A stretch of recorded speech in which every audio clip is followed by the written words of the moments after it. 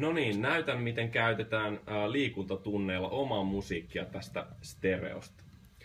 Ensiksi tarvitset tällaisen piuhan, vihreän piuhan. Se on siinä kaiuttimen vieressä. Piuhassa on kummassakin päässä kuulokeliitäntä.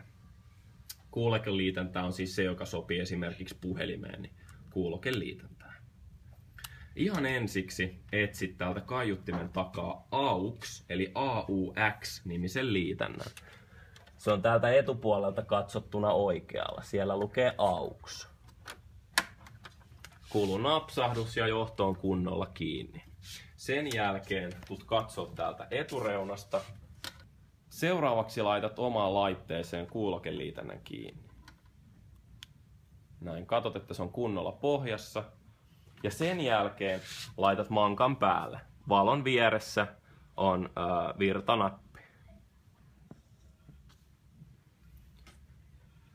Täältä pitää valita vielä AUX. AUX tarkoittaa siis ulkoista laitetta.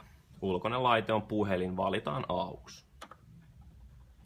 Sen jälkeen huolehdi, että äänet on nollissa ja laita omasta laitteestasi musiikkia. Täältä laitetaan nyt esimerkiksi tosta kappale soimaan. Äänet kannattaa puhelimen päässä olla aika kovalla ja sen jälkeen käännät täältä ääntä lisää. I can't deny.